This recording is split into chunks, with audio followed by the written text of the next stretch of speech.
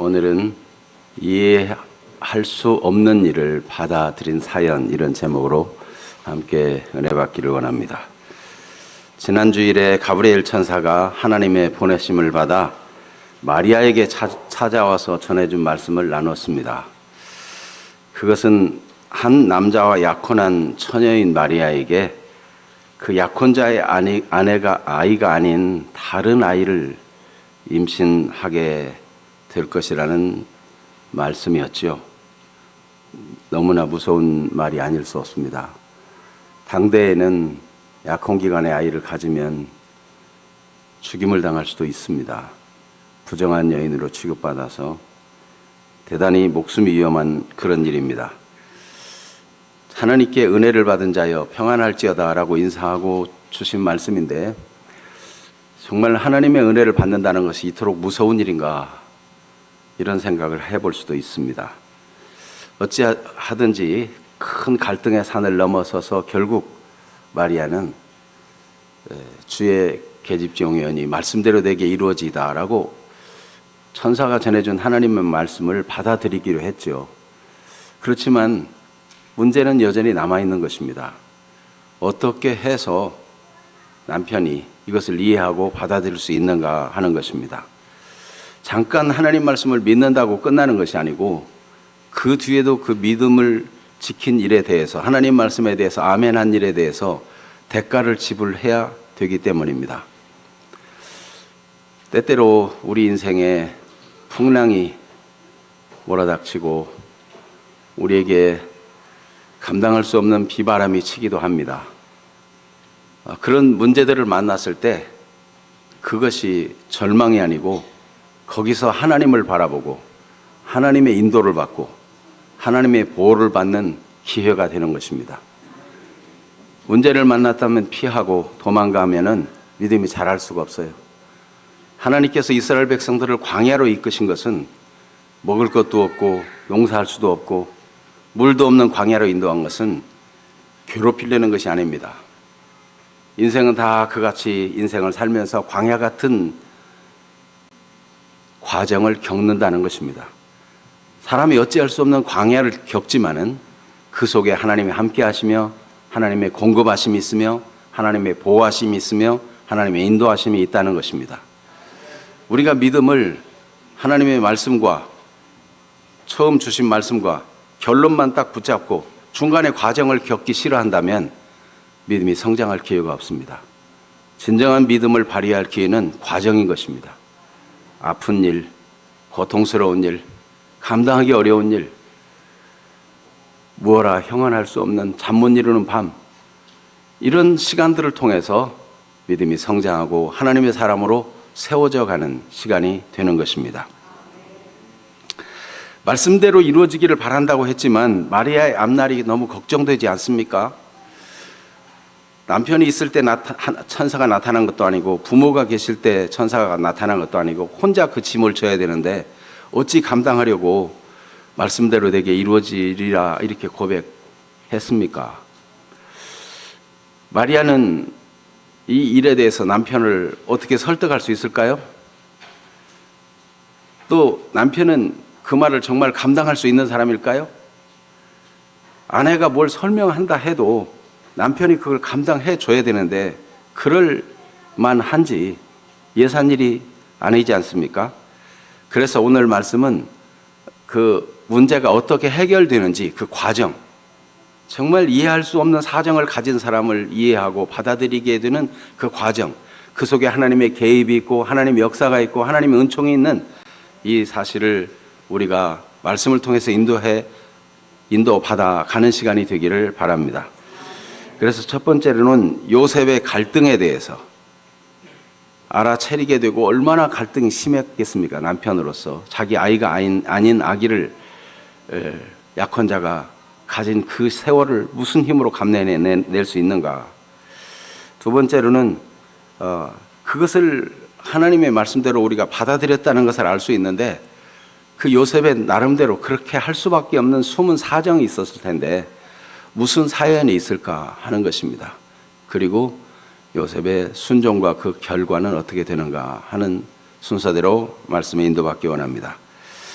먼저 요셉이 갈등할 수밖에 없는 것은 이 아내 마리아가 아무것도 설명하지 못하는 겁니다. 약혼의 기간 세월이 지나는데 마리아는 남편에게 무슨 말로 설명할 수 있겠어요? 설명한다 한들 요셉이 이해 가능한 일이 아니잖아요. 그래서 마리아로서는 아무것도 할 일이 없었어요. 그래서 그냥 기도하는 것밖에, 속으로 가슴앓이 하면서 기도하면서 시간을 보내는 것밖에 없었어요. 마리아의 말 못할 사연은 무엇입니까? 남편과 동거하기 전에 다른 아기를 잉태한 여인이 무슨 할 말이 있겠어요? 남편의 아이가 아닌데 무슨 말로 변명해서 임신에 대해서 설명할 수 있겠냐고요. 두 번째는 마리아의 입장에서 보면 마리아가 무슨 나쁜 일을 저질렀습니까? 마리아가 잉태하게 된 것이 하나님의 뜻에 의해서 하나님의 성령으로 된 일인데 마리아가 무슨 잘못한 것도 아닌데 늘 숨죽이며 살아야 되고 고통하며 살아야 되고 약혼자의 남편들 약혼자의 눈치를 보며 살아야 되고 얼마나 힘든 일입니까? 그런 세월이 계속되는데 하나님은 잠잠히 계시는 겁니다. 언제까지 하나님이 잠잠하실 것인지, 이 억울한 사정을 누가 풀어줘요? 하나님이 문제는 시작해놨는데 짐은 마리아에게 다 지라고 하는 겁니까? 얼마나 마음이 무겁고 힘들겠어요. 요셉은 아내가 아이를 가졌다는 것을 언제쯤 짐작했을까? 요셉이 정말 순수한 사람인 거 보면은 웬만하면 눈치를 잘 못했을 것 같아요. 나는 약간 눈치가 없어가지고 한 번 본 사람을 또 못 알아보는 수가 많아요. 특별히 여인들의 얼굴은 화장만 한번 받고 하고 와도 못 알아보는 수가 있어요. 요셉이 저하고 좀 비슷한 성향이지 않을까 싶은데 아내가 배가 웬만큼 나올 때까지 그냥 모르고 있었다. 그렇게 상정해 보면 마리아는 그동안 얼마나 고통스럽겠어요. 하나님이 순종했는데 해결해 주셔야지. 마리아가 무슨 말로 설명해요? 설명이 안 되는데 아무리 말재주가 좋아도 무슨 말로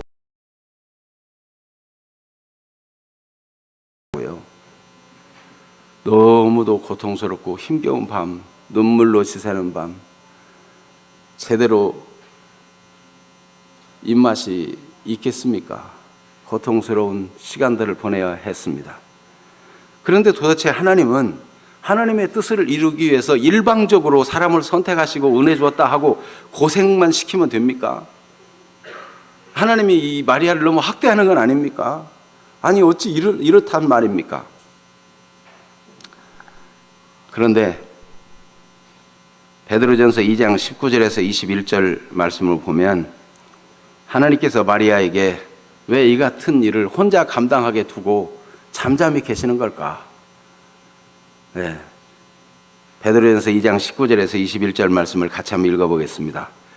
부당하게 고난을 받아도 하나님을 생각함으로 슬픔을 참으면 이는 아름다우나 죄가 있어 매를 맞고 참으면 무슨 칭찬이 있으리요. 그러나 선을 행함으로 고난을 받고 참으면 이는 하나님 앞에 아름다우니라. 이를 위하여 너희가 부르심을 받았으니 그리스도도 너희를 위하여 고난을 받으사 너희에게 본을 끼쳐 그 자취를 따라오게 하려 하셨느니라.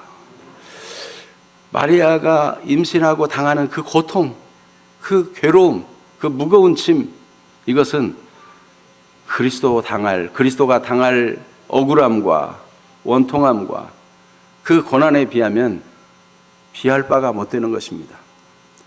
여러분, 우리가 억울하고 힘든 일을 만날 때, 기가 막힌 일을 만날 때, 정말 더 이상 감당하지 못하겠어 하는 그런 일을 만날 때 내가 죄를 지고 내가 문제가 있었다면 내가 돌이키고 고치고 회개해야 되죠. 그러나 마리아처럼 원인이 자기에게 있지 않은데 단지 하나님 말씀대로 살려고 했을 뿐이고 하나님께 순종하여 살려 했을 뿐인데 신앙 양심을 지키고 하나님 앞에서 어떻게든지 살아보려고 했는데 당하는 어려움에 대해서 어떻게 하면 좋습니까? 우리 주님의 고난을 생각함으로 참으라는 것입니다. 우리 주님은 죄가 없이 우리 죄를 대신 지시기 위해서, 우리를 저 영원한 지옥과 멸망에서 건지시기 위해서 우리를 끊임없이 노력하고 참소하고 우리를 괴롭히는데 전문성을 띈 저 마귀를 멸하시기 위해서 예수님은 그 고난의 대가를 다 지불하셨다는 걸 생각하면, 주님의 고난을 생각하고 묵상하면 큰 유익이 되고, 그리스도의 그 고난을 이해하면서 복음의 깊이를 더 깨닫게 되고, 더 주님을 사랑하고 진정한 주님의 사람이 되어져 갈 것입니다. 예수 그리스도께서도 십자가에 못 박혔을 때 사람들이 네가 하나님의 아들이냐? 너 자신을 구원해보라. 너 자신도 구원해보고 옆에 있는 강도들도 우리도 구원해보라. 높은 지위에 있는 사람으로부터 같이 십자가에 달린 강도까지, 낮은 자나 높은 자나 다 예수님을 조롱하고 모욕하고 침뱉고 우습게 여기어 예수님은 너무나 초라한 모습으로 벌거벗긴 채 십자가에 달리신 것입니다. 너무너무 예수님이 고통스러운 나머지 이 고통이 언제까지나 계속될까? 예수님은 엘리 엘리 라마 사박다니, 나의 하나님 어찌하여 나를 버리셨나이까? 하나님 앞에서 절규하며 외쳤지만은 돌아온 것은 사람들의 조롱의 말뿐이었어요. 저가 엘리야를 부른다. 엘리야가 가서 도와주나 보자. 엘리야가 도와줄까? 엘리야는커녕 어떤 천사도 보내지 않고 하나님도 아무런 도움이 되지 않으셨습니다. 결국 예수님은 십자가에 죽으시고, 예수님이 십자가에서 사람들에 의해서 내려졌을 때 미켈란젤로는 방송실에서 그림을 하나 보여주세요. 저게 조각상이에요. 조각상을 그렸는데 피에타라는 조각상인데 슬픔이라는 거예요. 마리아의 슬픔이에요. 손에 못자국 난 예수님의 손이 축 처져 있고, 마리아의 한 손은 예수님의 어깨 사이에, 한 손은 하늘을 향해서 하나님 어찌하면 좋습니까? 이때 마리아는 자신이 예수님을 잉태했을 때 너무나 원통하고 누구도 도움이 없고 해결이 없었던 그때를 생각하며 그리스도의 고난을 더 이해하는 사람이 되지 않았을까요? 요셉입니다. 요셉은 약혼하고 동거하기 전에 마리아가 아이를 잉태한 것을 알게 되었는데, 이제 말씀드린 것처럼 뒤늦게나 알게 되었을 터인데, 알게 되었을 때 요셉의 충격은 얼마나 컸을까요? 동거하지 않았는데 무슨 아기를 가져가지고 사랑하는 사람이 배가 저렇게 나와 있나? 이때 마리아에 대한 이 요셉의 감정은 어땠을까요? 남자분들이 한번 대답해 보겠어요? 내 아이가 아닌데 아내가 임신을 했다. 감정이 어떻겠어요? 견딜 수 없지 않겠어요?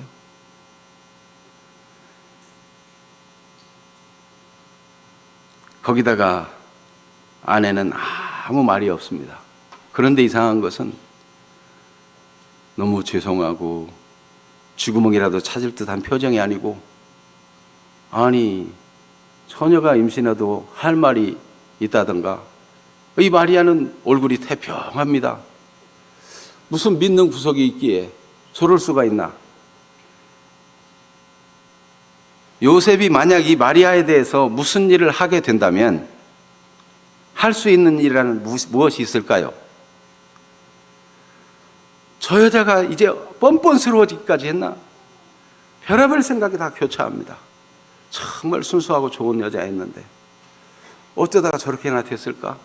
아니면 내가 모를 사정이 있을까? 아니 여자가 임신하는 일에 무슨 다른 사정이 있을까? 사정이 있다면 둘 중에 하나예요.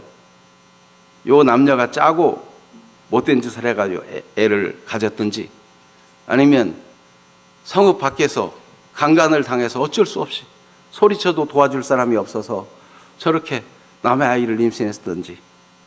율법은 신명기 32장 23에서 24절에 보면 성읍 중에서 어떤 남자가 만나 약혼한 여자를 동침해서, 남의 여자 동침해서 아이를 갖게 되면 성읍에 그런 못된 일을 당할 때는 소리치면 누군가 도와줄 수 있는데, 여자가 소리치지 않은 책임을 물어서 남녀를 다 죽이게 돼 있습니다.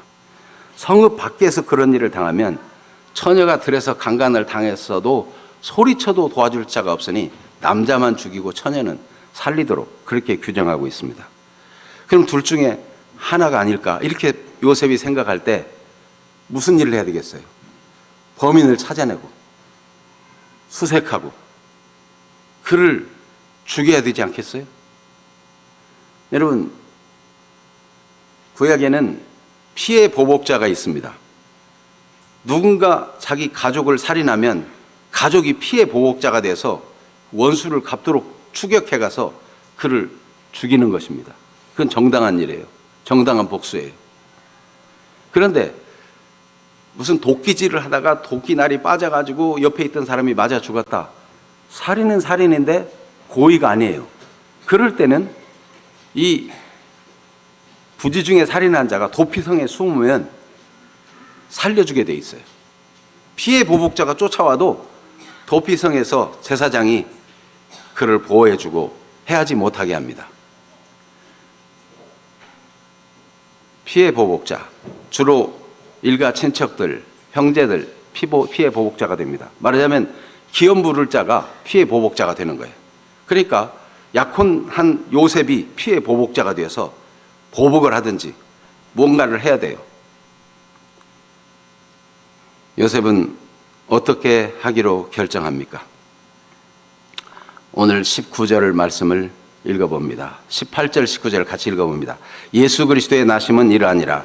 그의 어머니 마리아가 요셉과 약혼하고 동거하기 전에 성령으로 잉태된 것이 나타났더니 그의 남편 요셉은 의로운 사람이라 그를 드러내지 아니하고 가만히 끊고자 하여. 요셉은 피해 보복에 대한 뜨거운 피가 오르기도 하고 미움이 막 가득해서 사지가 벌벌 떨리기도 했지만, 그러나 그는 어떤 결정을 했다고요? 가만히 끊고자 했습니다.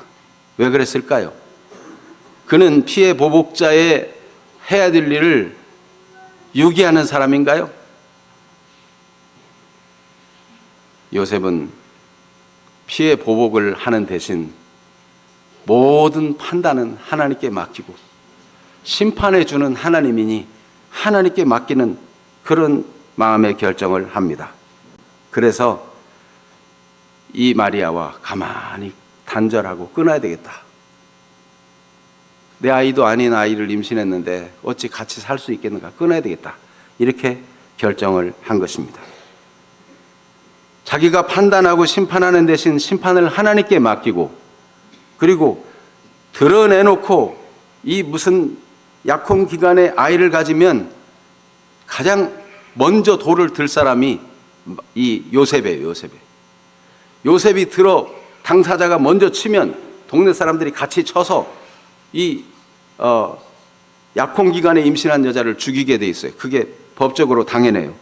그런데 요셉은 그가 돌을 들어 응징하는 대신 가만히 끊고자 선택했어요. 왜 그럴까요?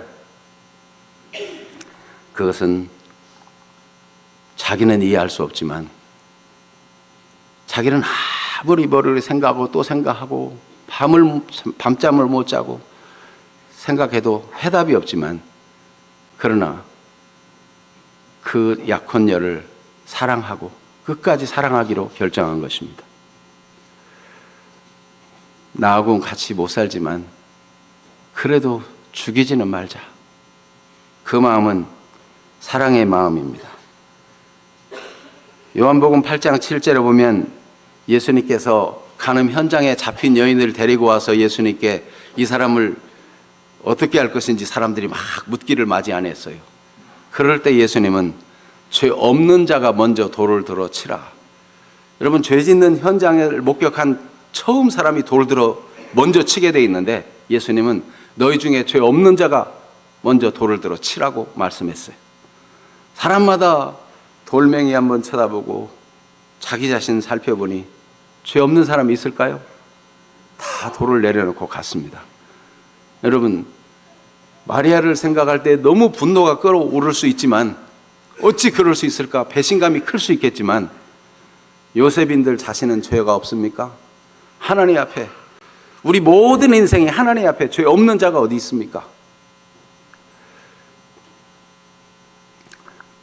요셉은 자기가 판단하지 않고 하나님께 판단을 맡긴 것이고, 잠언 10장 11절 12절을 같이 읽어봅니다. 의인의 입은 생명의 샘이라도 악인의 입은 독을 머금었느니라. 미움은 다툼을 일으켜도 사랑은 모든 허물을 가리느니라. 그는 그 마리아의 허물까지, 이해할 수 없는 허물이지만 가려주기로 결정한 것은 사랑 때문입니다. 그래서 덮고 은밀하게 남모르게 그냥 관계를 끊기로 결정한 것입니다. 이것이 바로 사랑입니다. 의인의 입은 진실을 지키고 사랑을 지키고 그 생명의 샘이 돼요. 악인은 그 입으로 폭력을 행하고, 죄 없는 사람도 죄 있기를 기다렸다가 조그만 꼬투리만 잡으면 그걸로 막 공격하고, 없는 것도 막 계속 만들어내려고 하고. 여러분, 정치가 왜 이렇게 요란합니까? 자기가 정당하게 잘해가지고 국민의 지지를 받을 생각을 해야 정상인데, 무슨 허물을 찾아내가지고 뭐 조금만 있으면 그걸 가지고 막 침소봉대해가지고 막 공격해가지고. 공격 잘하는 기술자가 지도자들이 되면 좋겠습니까? 세상은 그럴지라도 여러분, 우리 그리스도인들은 악인은 그 입에 독을 버물었을지라도 의인의 입은 생명샘이라. 살려주는 말을 하고 사랑의 말을 하고 허물을 덮어주는, 사랑을 구하는 사람들이 되기를 축복합니다. 우리는 세상을 보면서 세상을 닮아가면 안 돼요. 욕하면서 배운다는 말이 있어요. 남 잘못하는 거 보고 저 인간 저래서 잘못됐다고 욕하면서 자기도 물들어가 가지고 똑같은 사람 되는 수가 있는데, 여러분, 우리 그리스도인들은 그래서는 안 됩니다. 하나님 앞에 진실을 지키고 하면서 사는 그런 거룩한 문화가 우리 안에 충만하게 되기를 축복합니다. 요셉이 약혼하고 동거하기 전에 마리아가 잉태한 것을 알았지만 그는 피의 보복자가 되는 대신 판단을 하나님께 맡겨드리고, 그리고 약혼한 자기 아내, 그를 비록 같이 살 수 없어 단절하지만 그까지 허물을 덮어주고 생명샘 된 그 입을 지켜주기로 한 것입니다. 여러분, 살면서 우리가 이해할 수도 없고 설명이 안 되는 일을 만나기도 하지만 진흙 속에 진주가 묻혀 있기도 하는 것입니다. 그래서 우리가 알거니와 하나님을 사랑하는 자 곧 그의 뜻대로 부르심을 입은 자들에게는 모든 것이 합력하여 선을 이룬다 그랬어요. 지금 요셉이 당한 일이 기가 막힐 일이고 견딜 수 없는 일이고 복장 터지는 일이고 누구한테 하소연하지도 못하는 일이고, 이 의로운 요셉은 아내의 부정이라고 생각하는 것을 사람들에게 말도 못 꺼내겠어요. 얼마나 속이 힘들었겠어요. 그래도 그 사랑하는 그 아내를 다 사람들 앞에 막 동네방네 떠들었고 욕보이고 싶지 않은 거예요. 마음에 끌어안고 사랑하면서 견뎌냈습니다. 여러분, 우리에게 좋지 않게 보이는 일, 감당할 수 없는 일, 힘든 일을 만났을 때 하나님은 도리어 그 속에서 진주를 준비하고 계실 수 있습니다. 하나님을 사랑하는 자 곧 그 뜻대로 부르심을 입은 자들에게는 광야나도 하나님의 양육하는 은혜의 장소가 되고, 광야나도 하나님의 보호처가 되고, 이해할 수 없는 곳에서도 준비하신 진주를 만나게 해 주시는 것입니다. 우리가 바라는 것은 당장 문제 해결이 아니라 하나님을 신뢰하는 것입니다. 하나님을 바라보는 것입니다. 하나님을 의지하는 자를 하나님은 그 중심을 받아주십니다. 요셉의 중심은 그냥 문제를 회피하려는 것이 아니고 하나님 앞에서 내가 어떻게 하는 것이 바른 처신일까를 결정한 것이고, 하나님은 그 마음을 받으셨습니다. 요셉이 이해할 수 없는 일을 받아들이게 된 데는 사연이 있습니다. 이 사연을 모르고 누군가 아는 사람이 있다면 요셉을 쑥덕쑥덕하고 요셉을 바보 같다는 등신이라든지 머저리라든지 그렇게 욕하면 안 되는 거죠. 여러분, 우리 사람마다 다 사연이 있는데 그 말 못할 사연들이 있어요. 그거를 여러분, 남의 비밀을 누설하고 험담하는 사람은 성경에 어떤 사람이라고 말합니까? 요한계시록에 보면 사탄은 형제들을 밤낮 참소하던 자라고 그랬어요. 사탄의 하수인이 돼서는 안 될 것입니다. 요셉의 숨은 사연, 누구한테도 말할 수 없는 그 사연, 그 사연을 안고 마음속에 결정하기를 내가 이제 마리아하고 가만히 끊어야 되겠다, 이렇게 마음에 결정을 하고도 막상 그것을 마리아에게 통보하지 못하고 있었어요. 어느 날 요셉은 꿈을 꿨어요. 아마도 눈치가 둔한 요셉은 이미 많은 세월이 지나고 아내가 이미 임신한 것이 다 나타난 그때였을 텐데 그날도 어떤 꿈을 꿨을까요? 요셉은 자기에게 왜 이런 불행한 일이 닥쳤을까? 막 악몽을 꾸기도 하고 시달리기도 했을 수도 있어요. 그런 중에 꿈속에서 하나님의 천사가 나타났어요. 여러분, 악몽을 꿀 때 막 나쁜 사람이 있을 때 발로 막 걷어차려고 그러면 차집니까? 왜 이렇게 발이 안 차지는지 몰라. 네? 막 주먹을 막 휘두르려면 주먹이 왜 그렇게 안 나가는지 몰라요. 이 지금 악몽을 꾸고 힘든 상황 속에서 이 답답하고 막 괴로울 뿐인데 어떤 도움도 없어요. 그런데 갑자기 꿈속에 주의 천사가 찾아옵니다. 여러분, 그런 꿈 꾸면 얼마나 좋겠어요. 막 내가 할 수 없어서 식은땀을 흘리고 막 괴로워하고 있는데 주의 사자가 나타나서 도와주는 겁니다. 그래서 주의 천사가 나타나서 어떻게 이 식은땀을 흘리고 악몽을 꾸고 있는 요셉을 도와주실까요?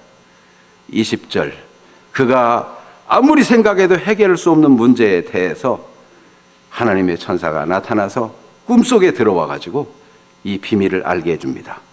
20절, 21절 같이 읽습니다. 이 일을 생각할 때 주의 사자가 현몽하여 이르되 다윗의 자손 요셉아, 내 아내 마리아 데려오기를 무서워하지 말라. 그에게 잉태된 자는 성령으로 된 것이라. 아들을 낳으리니 그 이름을 예수라 하라. 이는 그가 자기 백성을 그들의 죄에서 구원할 자이심이라 하니라. 아멘. 사람은 꿈속에서라도 어떻게 해보고 싶어도 안 되지만 주님께는 모든 것이 가능합니다. 하나님은 전능하셔서 우리의 실제도 개입하시고 무의식 속에도 개입하시고 꿈속에도 개입하시고 역사를 이루실 수 있습니다. 그래서 욥이 깨닫는 마음으로 하나님 앞에 고백한 내용이 있어요. 욥기 42장 2절 같이 읽습니다. 주께서는 못하실 일이 없사오며 무슨 계획이든지 못 이루실 것이 없는 줄 아오니. 그렇습니다. 여러분, 마리아도 대저 하나님의 모든 말씀은 능하지 못하심이 없나이다, 없느니라. 이 말에, 이 천사의 말에 주의 영혼이 말씀대로 내게 이루어지다라고 고백했잖아요. 그렇습니다. 하나님께는 능치 못하신 것이 없고 하나님의 말씀은 능히 이루지 못할 일이 없는 것입니다. 그래서 스바냐 3장 17절에도 보면 위기의 시대를 사는 스바냐도 하나님의 전능하심을 믿고 도리어 그 위기 속에서 하나님을 찬양하고 기뻐하고 감사하고 하나님을 신뢰하는 노래를 하는 것을 볼 수 있습니다. 스바냐 3장 17절 같이 읽어봅니다. 너희 하나님 여호와가 너희 가운데 계시니 그는 구원을 베푸실 전능자이시라. 그가 너로 말미암아 기쁨을 이기지 못하시며 너를 잠잠히 사랑하시며 너로 말미암아 즐거이 부르며 기뻐하시리라 하리라. 아멘. 사실상 하나님은 이 의로운 요셉을 잠잠히 사랑하고 계셨어요. 그가 하나님의 심판에 다 맡기고 자기가 판단자 되지 않으려 하고 어찌하든지 자기에 맡겨준 마리아를 끝까지 사랑하려고 하는 그 마음을 받으시고 잠잠히 사랑하시고 기뻐하시고 돌보고 계셨어요. 하나님의 요셉에 대한 평가는 무엇입니까? 19절 그의 남편 요셉은 의로운 사람이라. 의로운 사람이라. 성경은 요셉을 의로운 사람이라고 평가하고 있어요. 내 아내 마리아 데려오기를 무서워하지 말라는 그런 답을 얻게 되었습니다. 그에게 잉태된 자는 성령으로 된 것이다. 여러분, 아무리 인간적인 경험과 지식을 다 동원해서 누구에게 물어봐도 답이 없을 이 문제를 하나님이 직접 개입해서 성령으로 된 것이다, 주께서 하신 일이다 하는 것을 답을 알려줬어요. 그리고 그동안 무서워가지고 악몽까지 꾸어야 됐을 만큼 그 무서운, 내가 왜 이런 일을 당했나, 너무 무서운 그를 위로해 주시고, 무서워하지 말라, 내가 마리아 데려오기를 무서워하지 말라, 그에게 잉태된 자는 성령으로 된 것이라 말씀해 주셨어요. 그리고 아들을 낳으린 이름을 예수라 하라. 이 아내가 잉태하게 된 이 일은 바로 이게 핵심이에요. 아들을 낳을 텐데 그가 예수, 구원자다. 구원자. 다시 한번 읽어봐요. 21절 아들을 낳으리니 이름을 예수라 하라. 이는 그가 자기 백성을 그들의 죄에서 구원할 자이심이라 하니라. 여러분, 하나님께서는 우리를 구원하기를 원하시는 거예요. 구원하기 위해서 요셉은 이해가 안 되지만 마리아를 선택하시고, 마리아의 몸에서, 처녀 몸에서 아이가 태어나도록, 성령으로 잉태되어 곧 처녀 몸에 태어나서 순결한 죄 없는 아이로 태어나도록. 왜냐하면 예수님은 우리와 한결같이 시험을 받은 이로되 죄는 없으시고, 죄 없으신 예수님이 우리 죄를 대신해서 다 담당하시고 죽으심으로 우리 죄가 없어지도록, 우리 죄의 짐이 사라지도록 하시기 위해서 예수님은 처녀 몸에 태어나셔야 됐고 성령으로 잉태하셔야만 했던 것입니다. 이 영적 비밀, 천사들도 살펴보기를 원한 이 위대한 비밀, 누구도 알 수 없었던 이 비밀을 알게 된 당사자, 가장 큰 영적 비밀의 혜택을 최초로 입게 된 사람, 그가 요셉이었어요. 마리아와 더불어 요셉은 천사들도 살펴보기를 원하고 알지 못했던 그 비밀을 구체적으로 깊이 있게 알게 되었어요.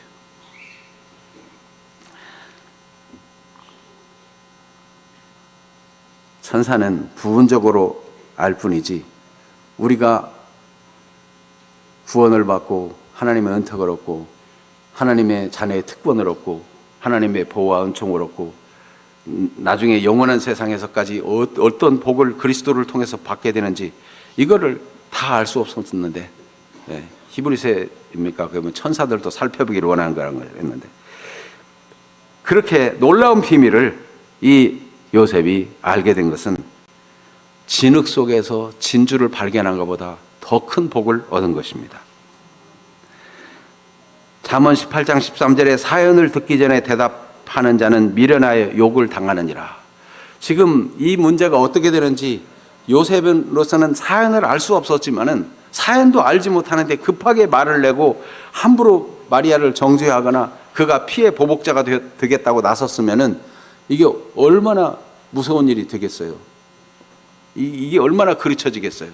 그런데 요셉은 그렇게 들레지 아니하고 하나님을 기다리고 하나님을 바라보다가 하나님의 해결하시는 이 놀라운 일들을 경험하는 주인공이 된 것입니다. 여러분, 우리가 사연도 알기 전에 먼저 말하고 먼저 아무렇게나 담을 판단하고 그런 일은 하지 말아야 할 것입니다. 우리 주 예수 그리스도가 이렇게 마리아와 요셉 같은 이들의 답답함과 괴로움을 넘어서서 오셨다는 것 기억하면서, 우리가 세상에 살면서 너무 억울하고 답답하고 힘든 일을 만날지라도 그리스도를 생각함으로 참고, 그리스도 오시는데 쓰임받았던 마리아와 요셉의 그 고통을 생각하면서 우리도 하나님의 인도받기를 원하는 그 중심을 놓치지 않는 사람들이 되어지기를 축복합니다. 이것은 사람의 머리로서 경험으로서 알 수 없는 일이고 하나님이 정하신 일이며 이미 선지자들에게 말씀하신 것이고 그대로 이루어진 것입니다. 22절 23절 같이 읽습니다. 이 모든 일이 된 것은 주께서 선지자로 하신 말씀을 이루려 하심이니, 이르시되 보라, 처녀가 잉태하여 아들을 낳을 것이요 그의 이름은 임마누엘이라 하리라 하셨으니, 이를 번역한즉 하나님이 우리와 함께 계시다 함이라. 말씀이 그대로 이루어지는 과정을 경험하는 사람이 되었어요. 얼마나 감사합니까? 하나님의 말씀이 지금 나의 시대에 내 가정에서 이루어지는구나. 얼마나 가슴 벅찬 일이에요. 여러분, 평상시 하나님을 모든 범사에 신뢰하는 사람들이 되기를 바랍니다. 범사에 감사함으로 바라보는 안목들이 열려지는 분들이 되기를 바랍니다. 하나님이 합력해 선을 이루시는 분인 것을 신뢰할 줄 아는 사람들이 되기를 축복합니다. 아무리 무섭고 힘든 일에도 하나님의 자녀들에게는요, 하나님이 머리털까지 세신 바 되었다 그리고 하나님이 알지 못하는 게 없어요. 그냥 우연한 일이 아니에요. 그 속에 하나님이 전능한 손으로 위기를 바꿔서 기회가 되게 하시는 역사를 보게 될 것입니다. 마리아에 대해서 별의별 궁금증이 다 있고 실망도 되었겠지만은 요셉은 이렇게 꿈속에 주의 사자가 나타나 현몽하여 밝히 알게 해주고 그 관점에서 이제 마리아를 보니까 마리아가 얼마나 사랑스럽습니까? 마리아는 인류 모든 역사 속에 온 모든 처녀보다 가장 순결한 처녀이고 하나님의 마음에 가장 드는 처녀이고 하나님이 기뻐 사용한 처녀이고 너무나 훌륭한 처녀를 내게 아내를 주셨구나. 요셉은 정말 나는 복된 사람이다. 나는 복받은 사람이다. 천사보다 귀한 여인을 나에게 주었구나. 얼마나 감사할 수 있게 되겠어요. 요셉은 그같이 순결한 아내를 얻게 되었고 무엇보다도 그리스도를 가장 가까이에서 섬기는 특권을 얻었어요. 헤롯이 요셉을 이 2살 아래의 아이 베들레헴에서 태어난 아이를 다 죽임으로 예수 그리스도를 죽이려 할 때 하나님은 요셉에게 나타나서 또 말씀해 주시고 아이와 함께 애굽으로 피하라. 그래서 그리스도를 위해서 그 핏덩이를 안고 피하는 그런 수고를 마다하지 않았니? 그 수고가 하늘에서 얼마나 큰 상이 되겠습니까?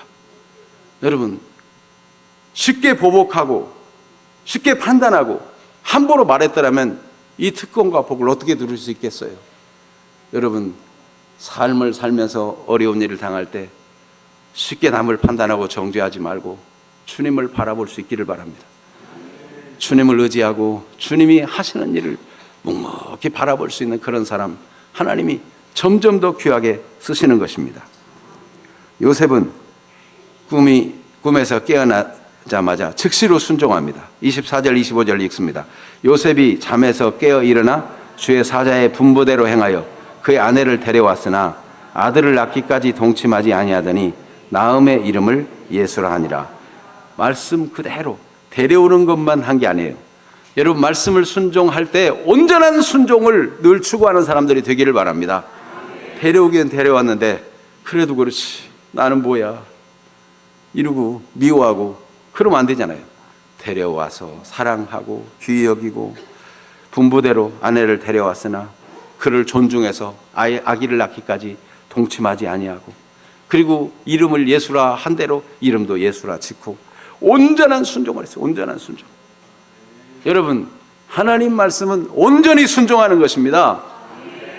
온전한 믿음, 온전한 순종, 온전한 사랑, 온전함을 추구하는 사람들이 되기를 바랍니다. 예수 그리스도의 온전하신 같이 너희도 온전하라. 여러분, 예수 그리스도는 이렇게 믿음을 발휘하는, 위기 속에서도 절망하지 않고 믿음을 발휘하는 귀한 가정에 찾아오셨어요. 이제 마리아와 요셉이 믿음을 발휘했다면 이제는 우리가 믿음을 발휘할 차례가 되었습니다. 우리가 믿음으로 하나님 앞에 응답할 차례가 되었습니다. 이해할 수 없는 일을 가지고 자꾸 떠벌리고 이해할 수 없는 일을 가지고 함부로 판단하고 말하는 사람이 아니라 그 입장을 이해하고 사랑하고 불쌍히 여기고 따뜻한 주님의 마음을 갖는 그런 분들이 되기를 바랍니다.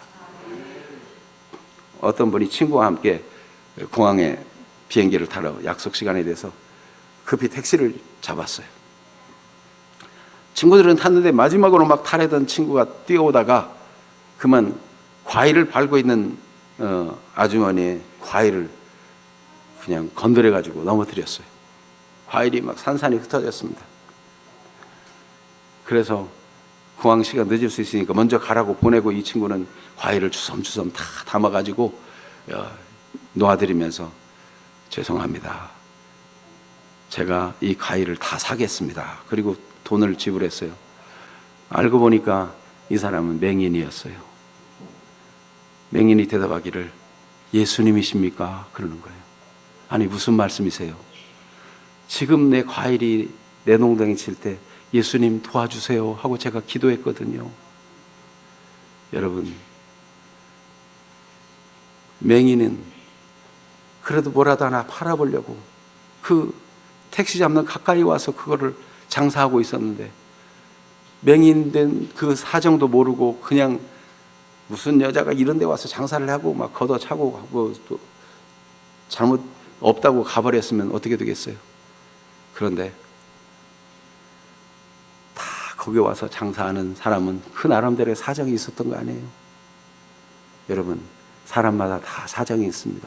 몸이 약하고 의지가 약하고 결단력이 부족하기도 하고 마음이 약하기도 하고 몸이 아프기도 하고. 여러분, 이 성탄절은 낮은 데로 오신 예수님이에요. 낮은 자를 사랑하시는 예수님이에요.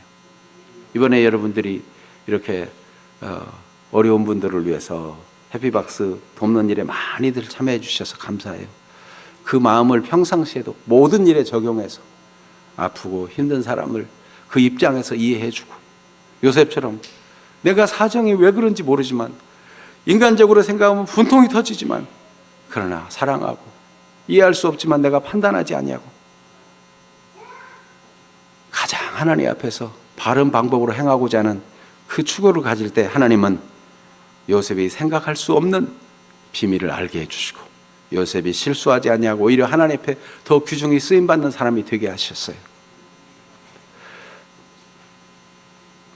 바라건대 우리 성도님들도 말씀을 잘 적용해서 주의 교회가 사랑이 가득한 교회, 연약한 자를 용납하는 교회, 허물을 덮어주는 교회, 주님의 진정한 사랑을 드러내는 일로 인해서 함께 성장해가는 그런 교회가 되기를 축복합니다. 우리 찬송 126장 찬송을 부르고 말씀을 생각하며 기도하겠습니다. 126장 천사 찬송하기를.